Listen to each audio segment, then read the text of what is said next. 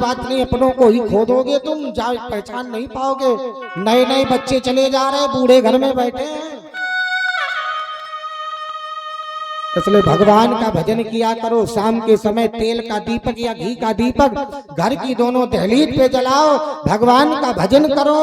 कि भाई किसी के साथ गलत व्यवहार मत करो, हो जाए तो वाणी से अच्छा बोलो, किसी को बुरा मत बोलो, क्योंकि मरने के बाद इंसान के कर्म ही जाते हैं, इंसान तो दुनिया में ही पड़ा रहता है।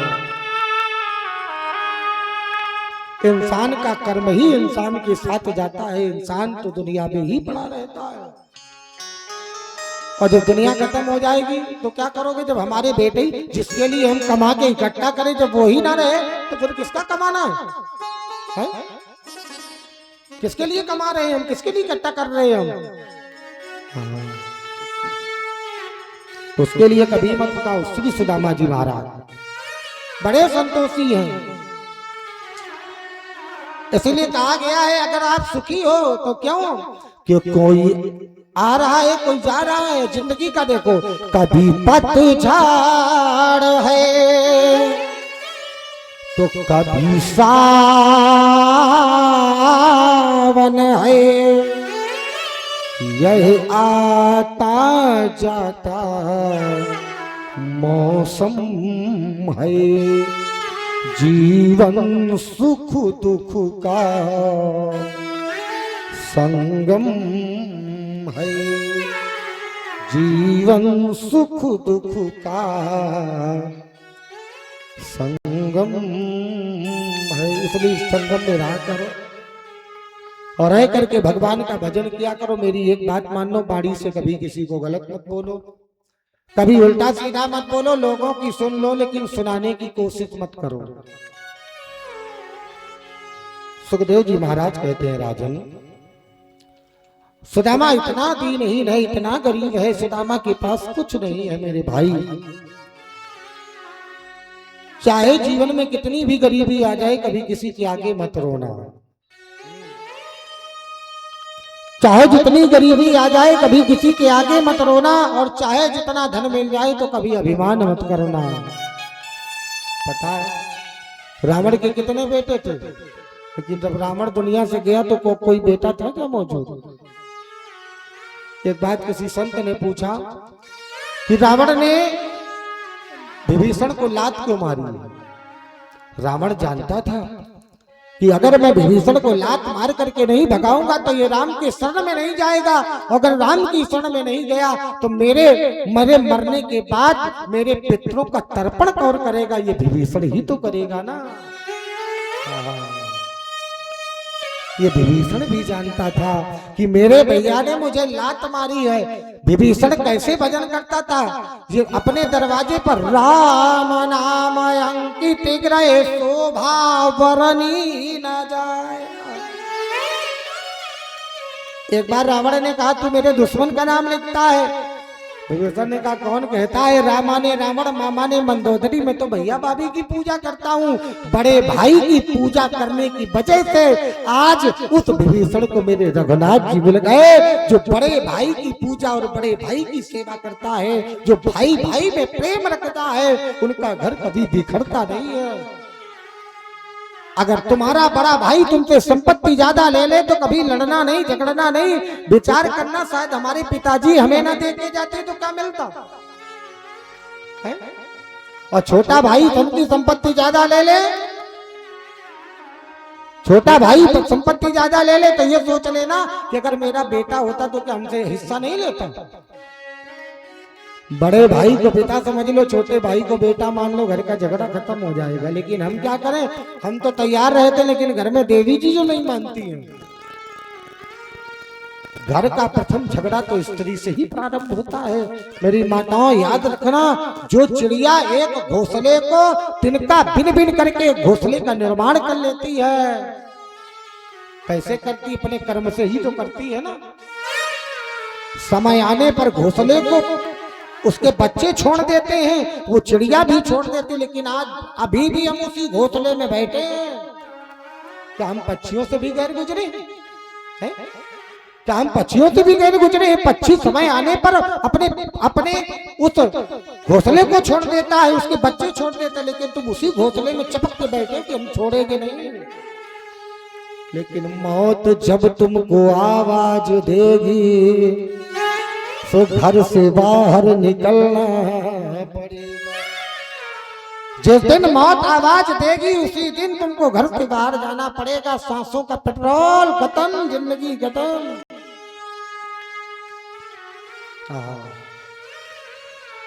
रावण अपने भाई का कल्याण चाहता था। एक निवेदन और कर देंगे, सभी लोग जब से इकट्ठा हो रही बस सभी लोग यही चर्चा करते हैं, बताया नहीं गया, बताया नहीं गया, बताया नहीं गया। अगर बताया जाता तो क्या आपसे काम हो जाता है? क्या बताया जाता? चलो हम कह रहे कि 29 तारीख से फिर कथा बैठा लेंगे, आपसे बता रहे चलो बैठा ले, बैठा ला जाएगा, बैठा लो। ये बात भूल जाओ, कहना आसान है, जबान चलाना सरल नहीं है। विचार करो, जब रावण मृतशैया पर बैठा था, लक्ष्मण जी ज्ञान पाने के लिए गए तो रावण ने कहा था जब धर्म का काम करना लक्ष्मण तो कभी किसी से पूछना और बताना नहीं। क्यों? क्योंकि जब धर्म करोगे आप तो धर्मम रक्षितो रक्षिता, जो धर्म पर चलता है उसकी चिंता परमात्मा को होती है। काम इंसान नहीं, वो काम भगवान पूरा करते हैं। बोले वो कैसे? बोले अपनी देवी लक्ष्मी को प्रवेश कर देते हैं और जैसे ही उसकी बुद्धि पवित्र होती है, पवित्र मार्ग पे जाती है, वैसे ही भगवान के काम में वो बुद्धि जुट जाती है। अरे भैया, रावण ने कहा कभी सोचना नहीं, कर देना। क्योंकि मैंने भी सोचा था कि स्वर्ग में सीढ़ी बनाऊंगा, लेकिन सोचा था लेकिन किया नहीं। और लक्ष्मण, तुम्हारा भाई क्यों जीता? क्योंकि मेरा भाई मेरा दुश्मन बन गया और तुम भाई के नजदीक थे। जो भाई भाई के कंधे पर मिला के चलता है वो जीत जाता है, जो भाई से दूर हो जाता है वो हार जाता है। पता है रावण में कितना बल था? थोड़ा बड़ा बल नहीं था, बहुत भारी बल था रावण के अंदर। चलत दसानन डोलत अवानी, उत्तम कुल पुलहस्त करनाती, स्यू बिरंच पूजे बहुभांति। इतना प्रतापी राजा है रावण, लेकिन आज तपस्वियों के सामने क्यों हार गया? क्यों हारा तपस्वियों के सामने? रावण मात्र एक बात से हारा, क्योंकि राम जी माता पिता की आज्ञा, भाई साथ था, इसलिए जीते। रावण कभी ना माता पिता की मानता था न परिवार की मानता था, इसलिए हार गया। आइए कथा को अल्प विराम देते हुए प्रवेश करते हैं। सुदामा बहुत दीनहीन है, आहा बहुत गरीब है प्यारे, इतना गरीब है सुदामा, इतना गरीब है, लेकिन कभी किसी के आगे रोता नहीं है, कभी किसी के आगे रोता नहीं है। अच्छा, किसके आगे रोना चाहिए? क्यों भैया, किसके आगे रोना चाहिए?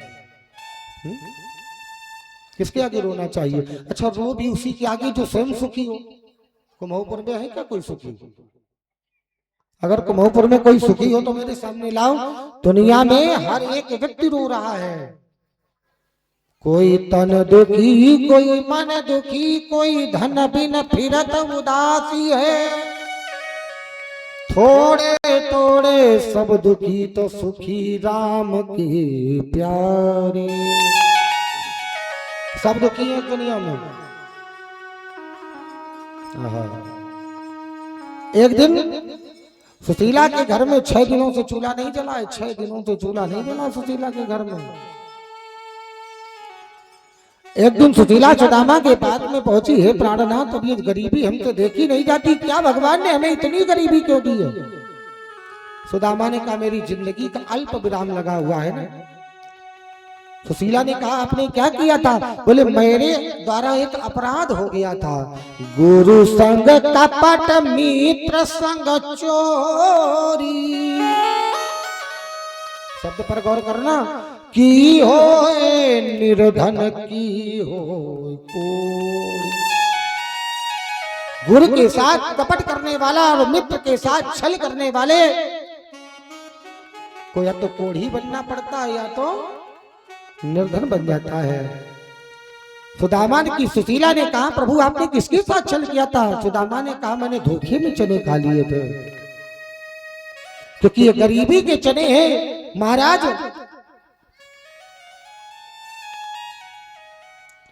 सांदीपन मुनि ने भगवान सुदामा जी को दिए थे, कहा जाओ दोनों मित्र खा लेना इन चनों को। सुदामा लेकर के पहुंचे, ये दलितता के चने थे। सुदामा जी ने सोचा मैं कृष्ण को क्यों गरीबी दूं, कृष्ण को क्यों दलितता दूं। अरे भैया मित्र का समय होता है, कहा भी तो गया धीरज धर्म मित्र और नारी आपत काल परखिए चार। धीरज धर्म मित्र और नारी, इनको चार समय पर आपत्ति में विपत्ति में परखना चाहिए। हमारे श्री सुदामा जी ने अकेले चने खा लिए, हमारे कृष्ण को गरीबी और दलितता न मिले। सुदामा जी जब जाने लगे तो कृष्ण की आंखों में आंसू आ गए। सुदामा अब कब मिलोगे। सुदामा जी ने कहा जब गरीबी से तंग आऊंगा, जब तुम्हारी याद आएगी तब तुम्हारे पास आ जाऊंगा मेरे भाई। चाहे जीवन में कितना भी दुख मिले लेकिन दुनिया के आगे मत रोना। मैं जब छोटा सा था ना, तो मेरी दादी थी, मेरी दादी उंगली पकड़ करके मुझे ले जाया करती थी गाना गाने के लिए। जब कहीं गांव में बुलौआ लगता था तो मेरी दादी अपने मुख से गीत गाया करती थी। चाहे जितना प्यारा हो लड़का उसे सर पे चढ़ाना ना चाहिए, चाहे जितनी प्यारी हो बिटिया घर घर में घुमाना ना चाहिए, चाहे जितनी गरीबी आ जाए रो रो के बताना ना चाहिए, चाहे जितनी अमीरी आ जाए अभिमान दिखाना ना चाहिए। जिस पिता ने हमको पाला है कभी उसे सताना ना चाहिए, जिस माँ ने हमको जन्म दिया दिल उसका दुखाना ना चाहिए। लेकिन करे भी तो क्या करे, उस इंसान से पूछना जिसकी पत्नी आ जाए।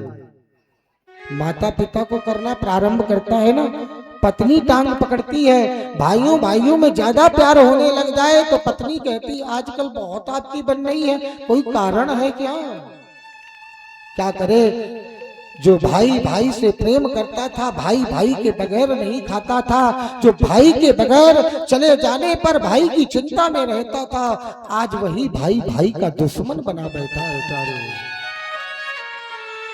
कभी कभी देखता हूँ भाई भाई ऐसे लड़ते हैं जैसे एक माँ की कोख से जन्म ही न लिए।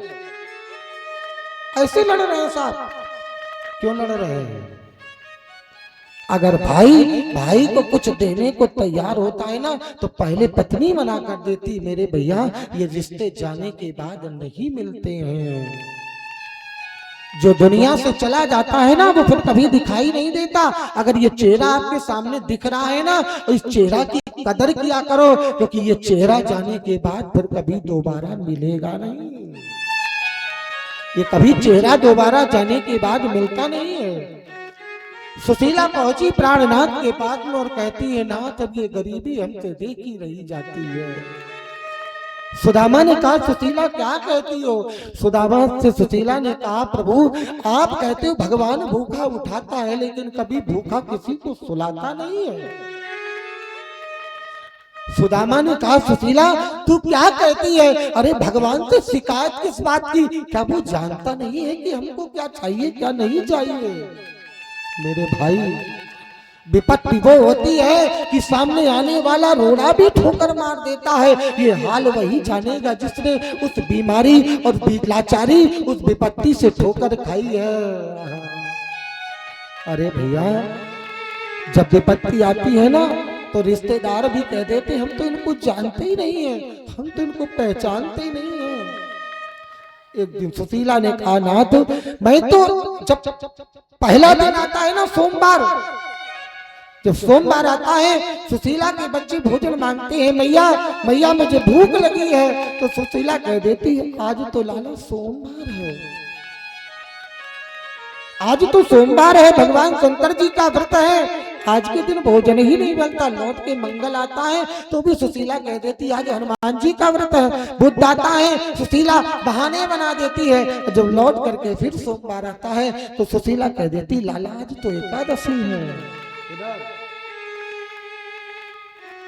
आज एकादशी है। और एकादशी के दिन तो भोजन बनता ही नहीं। मेरे भाई, एक दिन सुदामा एक रोटी मांग करके लाए, और जब रोटी मांग करके लाए और जैसे ही मांग करके लाए 7 दिनों के भूखे हैं सुदामा। आप तो इतने बड़े भाग्यशाली हो कि भगवान मेरा भूखा उठाता है लेकिन आपको भूखा सुलाता नहीं है। जब तुम्हारी चौखट पर अगर कोई मांगने आ जाए ना याचक, तो कभी उसको खाली हाथ मत भेजना, क्योंकि जब तुम्हारी चौखट पर आके खड़ा होता है ना तो वो सोचता है कि इस चौखट में हमारी इच्छा पूरी होगी, हम जो मांगेंगे वो हमें मिलेगा। अच्छा, आप भगवान के मंदिर जाते हो तो क्या आप नहीं सोचते हो कि हम मांगेंगे तो भगवान देंगे कि नहीं देंगे? सोचते कि नहीं सोचते कि हमें भी भगवान देंगे? वैसे ही तुम्हारी चौखट पर जब कोई आता है ना और जब कोई मांगता है ना तो आप भी तो सोचते हो कि जब हम इसकी चौखट पे जाएंगे तो हमें कुछ मिलेगा। एक रोटी मांग करके लाए, सब बड़े ध्यान से सुनना। आधी रोटी बच्चे को रखी, आधी रोटी तोड़ करके सुदामा ने अपनी थाली पर रखी, सुशीला ने अपनी थाली पर रखी। और जैसे ही थाली पर रखी तब तक दरवाजे की चौखट पर एक भिखारी ने मांग लगा दी, आवाज लगा दी। सुशीला बाहर निकल करके आई। भिखारी ने कहा हम बहुत जोर के भूखे हैं। सुदामा से सुशीला ने कहा एक दरवाजे पर भूखा खड़ा है। सुशीला ने कहा वो 14 दिन का भूखा है। सुदामा ने कहा हे प्रभु, दुनिया में हम तो 7 दिन के भूखे, लेकिन हमसे भी भूखे 14 दिनों की दुनिया में पड़े हैं। 14 दिनों के भूखे पड़े हैं साहब।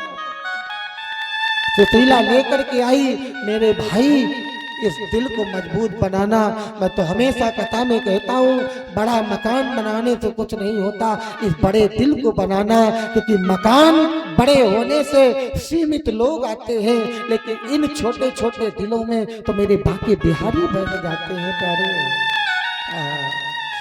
बैठा लिया आंगन पर, आधी रोटी सुशीला ने अपनी दी, नहीं भरा पेट सुदामा ने दी, नहीं भरा बेटे ने दे दी, अब भरा है पेट। आज पेट भरा है। और जैसे ही खाने वाला घर से चला गया, आज सुशीला प्राणनाथ के चरणों में जाकर के रोने लगी। नाथ, अपराध आपने किया है, सजा हमारे बच्चों को मिल रही है। मेरे भाई, पहले के समय में उन माताओं से पूछना जिन्होंने विपत्ति का बीज अपने जीवन में बोया हो। कभी किसी के आगे मत रोना।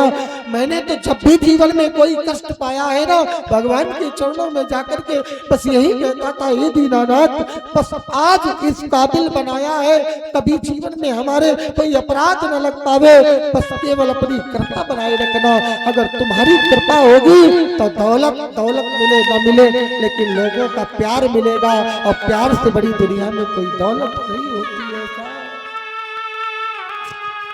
आज सुशीला भगवान के चरणों में जाकर के रोने लगी, हे दीनानाथ, ये हमसे विपत्ति देखी नहीं जाती है। तेरे भाई, जब कोई बीमार हो ना, और देखना बीमारी जब आपके जीवन में लगावे ना, तो तुम्हारे रिश्तेदार कहते हैं महाराज हमने जाना ही नहीं। क्यों? क्योंकि जानते हैं कि ये गरीब है, लाचार है, कहीं हमसे कुछ मांग न ले, कहीं हमसे कुछ मांग न ले। भगवान के चरणों में जाकर के प्रभु से कहना, हे भगवान, जब भी मांगना पड़े तो तेरी चौखट पर मांगना पड़े, और जब भी रोना पड़े तो तेरी चौखट पर रोना पड़े, क्योंकि दुनिया तो सिर पर रुलाती है, और देने के बाद ये दुनिया तो कह देती है, कभी आज तक देती नहीं है। सुदामा सुशीला से कहते हैं, सुशीला तू रोती क्यों है, रोती क्यों है?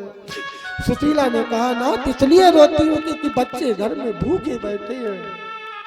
आप द्वारिकाधीश के मित्र हो, आप भगवान के मित्र हो। एक सुशीला के पास मेरी मैया साड़ी है, भाव से दर्शन करना, एक साड़ी है, उसी साड़ी को पहनती है, और जब स्नान करने जाती है तो उसी साड़ी को धुल देती है, और धुल करके सुखा लेती हैं, और जब सूख जाती है तो फिर उसी फटी साड़ी को सुशीला पहन लेती है, लेकिन कभी अपने पति से शिकायत नहीं करती है, कभी अपने पति से ये नहीं कहती है कि हे प्राणनाथ हमें ये चाहिए।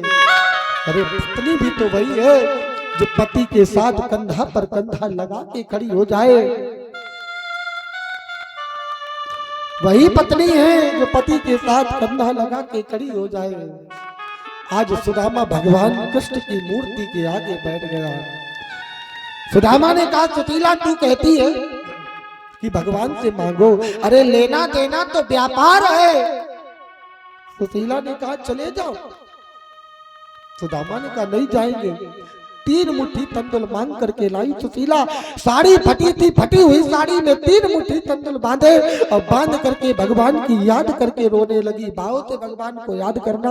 और सुशीला क्या कह रही है, एक माधुई पाक में। मेरे गोविंद, हमने सुना है कि एक माँ के 2 पाक में 2 एकादशी होती है, और उन एकादशी में लोगों के घर में चूल्हा नहीं जलता है। लेकिन हे भगवान, हमने तुम्हारी पूजा की है, और भगवान को पाने का और भगवान की पूजा जब करने लगोगे तो सबसे पहला ही तो दुख मिलता है। दुख हो भगवान की पहली भक्ति पाने का पहला मार्ग है दुख। सुशीला कह क्या रही है, एक माधुई पाक वे गोविंद 2 एकादशी हो, अब मेरे घर गोपाल जू नित्य एकादशी हो। हमारे घर में तो प्रतिदिन चूल्हा नहीं जलता है ना, तो हमारे घर में तो प्रतिदिन चूल्हा नहीं जलता है। भगवान से कहा करो नाथ जो कुछ भी देना हो आप हमें देते रहना, लेकिन कभी अपने चरणों से भी दूर मत करना। कुछ भी मिले ना मिले लेकिन तुम्हारा नाम मिलता रहे, कुछ मिले ना मिले लेकिन तुम्हारी कथा सुनने को मिलती रहे। कुछ मिले ना मिले क्योंकि कोई नहीं जाता, साथी है गंगा मित्र के जल बिंदु पान तक।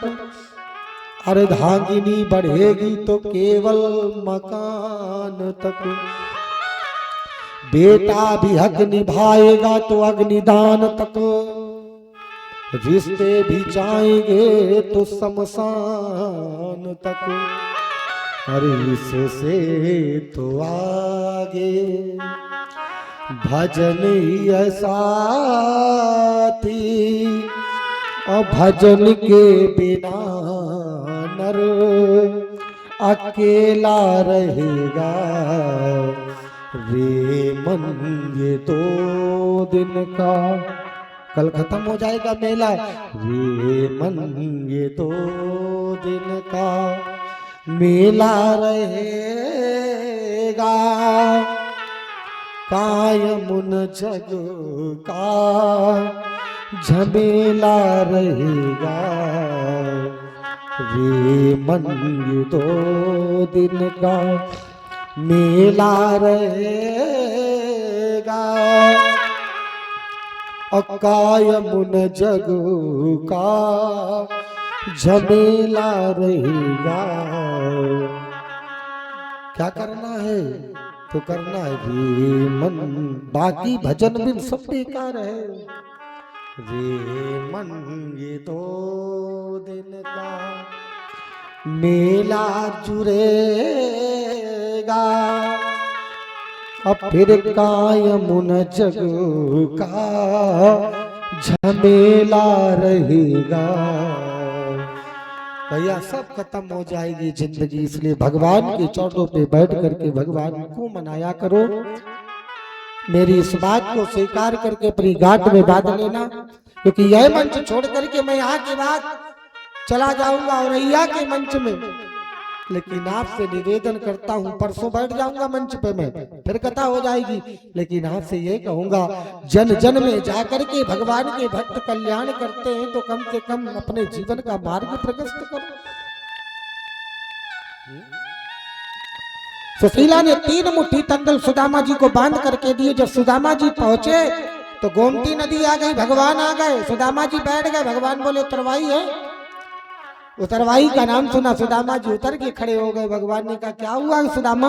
सुदामा ने कहा जो मांग रहे वो नहीं है। भगवान ने कहा भगवान तो तुम्हें क्या दिया है? सुदामा ने कहा गरीबी और दरिद्रता। भगवान ने कहा बैठ जा मेरी नाव में, वो तेरी लिए ले रहा हूँ और बदले में तुम्हें पार किए दे रहा हूँ। ये मेरा परमात्मा है। दुनिया की गरीबी ले लेता है साहब, तुम्हें जिंदगी में सुख ही बना देता है। इतना सुख दे देगा जो तुमने कभी अपने जीवन में सोचा नहीं होगा। सुखदेव जी महाराज कहते हे राजन परीक्षित, सुदामा जी भगवान के द्वार पर पहुंचे, आवाज लगाई, द्वार पर निकल करके आए। और जैसे ही द्वार पर निकल करके आए, सुदामा ने कहा जाओ अपने मेरे बचपन के मित्र कृष्ण से कहो तुमसे मिलने के लिए सुदामा आया है। द्वार पर पहुंचे, शीश बगान झगा तन में जाने के ही आन बसो के ही ग्रामा, धोती फटी सिलती दुपटी और पैर बुपाहन की न पयाना, पूछत दीन दयाल को धाम अरे आपन नाम बतावी सुदामा। सुदामा का नाम सुनते ही भगवान सुदामा की चौखट पर पहुंच गए। आज गले से लगा लिया। बोलो भक्त वत्सल भगवान की जय, कृष्ण कन्हैया लाल की जय। भगवान ने सुदामा को आज अपने गले से लगा लिया, सिंहासन पर ले आए, द्वारिका के सिंहासन पर बिठा दिया। अरे कुमाऊं पर वालों मेरे भाई ध्यान दे करके सुनना। अरे सुदामा के पास तो 3 मुट्ठी तंदुल भी लाने को नहीं थे, आज द्वारिका के सिंहासन पर बैठा लाए वो भगवान। आज उस द्वारिका के सिंहासन पर बैठा लाए वो भगवान। और जैसे ही उस ठाकुर जी ने सिंहासन पर बैठा ला है, दुनिया में कोई माई का लाल है? दुनिया में कोई ऐसा माई का लाल जो आपके पास कुछ ना हो आपको सिंहासन पर बैठा दे? कोई नहीं होगा। साहब कोई नहीं होगा। अगर कोई पासवान परिवार का कोई मंत्री संतरी हो जाए, अगर पासवान परिवार का या कोई संखवार परिवार का मंत्री बन जाए तो उसको व्यास गद्दी में भी बुला के सम्मान करवा देंगे, माला डरवा लेंगे। लेकिन अगर कोई गरीब उसकी चौखट पर आ जाए तो बोले यहाँ मत बुलाना पंडित जी, हम छुआ नहीं खाते हैं। हाँ हम छुआ नहीं खाते हैं। कहते कि नहीं कहते? महाराज जी हम छुआ नहीं खाते हैं, छुआना नहीं। अरे भैया जाति पाति पूछे नहीं कोई और हरि को भजे सो हरि को। हम सबका खा लेते हैं, अपराध नहीं है। हम सबका खा लेते हैं, चाहे जहां मिल जाए वहीं पाओ, सीताराम बोलो। भैया व्यक्ति के मन में शुद्धता होनी चाहिए, घर की शुद्धता।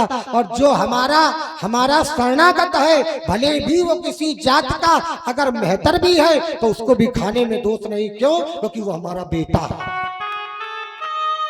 अब बच्चे का खाने में पिता को कोई दोष नहीं है।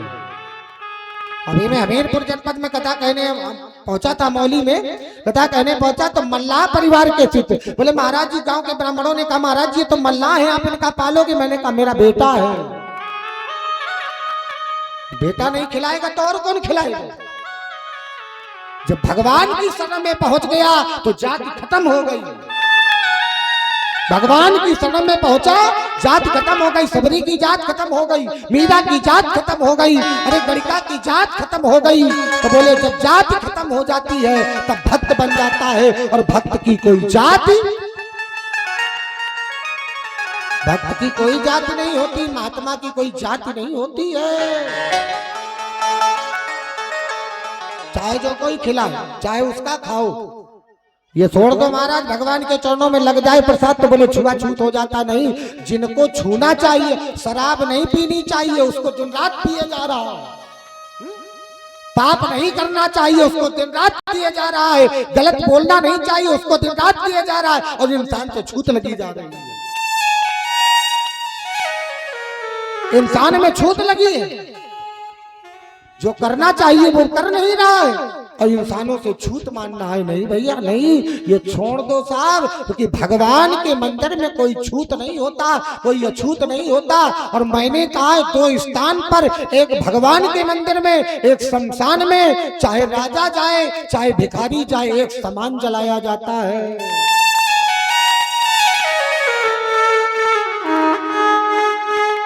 चाहे राजा जाए चाहे भिखारी जाए, वो मंदिर में एक समान जलाया जाता है। वहां पर कोई जाति नहीं देखी जाती, वहां ये नहीं देखा जाता महाराज पंडित जी पहले आ गए तो पंडित जी को पहले जला दो, लंबरदार पहले आ गए तो लंबरदार को पहले जला दो। वहां तो जैसे जाओगे वैसे ही घुसाए जाओगे। अच्छा घुसाए जाओगे कि नहीं घुसाओगे? तो बोले महाराज हम सबका पा लेते हैं, कौन कहता हम पाते नहीं, सबका पाओ चकाचक पाओ। ये बिहारी जी कहते हैं जाति पात, भगवान के मंदिर पर भोग लग जाए तो वो प्रसाद हो जाता है, और प्रसाद में कोई जाति का फर्क नहीं होता। होता है क्या? अब हम कल गए थे बाबा जी, कल हम गए थे जहां पर हमें उस स्थान पर रुकवाया जहां पर पासवान परिवार था, जहां पर पासवान परिवार का घर था, हमें उसी स्थान पर रुकवाया गया। और ये भैया मैंने देखा इतना बढ़िया घर, बढ़िया व्यवस्था, मैं रात में सोना था, हमें इतनी बढ़िया व्यवस्था हमने देखी और बढ़िया व्यवस्था देखी। फिर हमने भैया को बुलाया, हमने कहा भैया यहाँ पे किसके घर है? बोले महाराज पूरा गांव पासवान परिवार का है। हमने कहा अच्छा? बोले महाराज देखो, इससे पूछो, गया था हमारे साथ, कितने कितने पैसे वाले लोग थे, सबके घर बढ़िया 2-2 3-3 मंजिल, सबके घर में भगवान, सबके घर में तुलसी, सबके घर में गैया बंधी, देखा सब बढ़िया, इतने बढ़िया ढंग से रहते थे, इतने अच्छे ढंग से रहते थे। हमने कहा, जिन्होंने हमें बुलाया, हमने कहा भैया हमें कहाँ लिटा दिया? बोले पंडित जी जाति पाति पूछे नहीं कोई। महात्मा ने कहा, जो मंदिर में पुजारी था, बोले पंडित जी आप महात्मा हो ना? हमने कहा हाँ। बोले हरि को भजे सो हरि को। इतने अच्छे लोग थे वो लोग, इतना अच्छा था परिवार बाबा जी, इतना बढ़िया परिवार था वो, जिस परिवार में हम रुके थे। बढ़िया व्यवस्था दी, बढ़िया चकाचक हर चीज की व्यवस्था दी। और फिर बोले पंडित जी जब जाना तो बता देना आप हमसे। हमने कहा ठीक है। ऐसे लोगों को हमेशा, क्योंकि कहा गया है लोगों की धन दौलत नहीं, लोगों के कर्म ही व्यक्ति के साथ पहचान बनकर के जाते हैं, पहचान बनकर के व्यक्ति के कर्म ही जाते हैं। इसलिए कोई बुरा नहीं है। जब सब में तू ही तू है रमा, तो फिर कौन भला और कौन बुरा है? कोई ना भला है ना कोई बुरा है। सुखदेव जी महाराज कहते राजन परीक्षित, अब सुदामा जी भगवान को लेकर के सिंहासन पर पहुंचे। जैसे ही सिंहासन पर पहुंचे तो देखा कि सुदामा के पैरों पर कांटों का जाल बुना पड़ा है। भगवान रोने लगे, पानी परात को हाथ छुओ नहीं, नैनन के जल सो पग धोए, देख सुदामा की दीन दशा, करुणा करके करुणानिधि रोए। बोलो शंकर भगवान की, बोलो भगवान की जय। आइए श्री सुदामा जी की झांकी का आप लोग दर्शन करें और इसके बाद में परीक्षित भोज की कथा में प्रवेश करेंगे। आइए सुदामा जी की झांकी, सभी लोग ध्यान देकर के आइए सुदामा जी की झांकी का।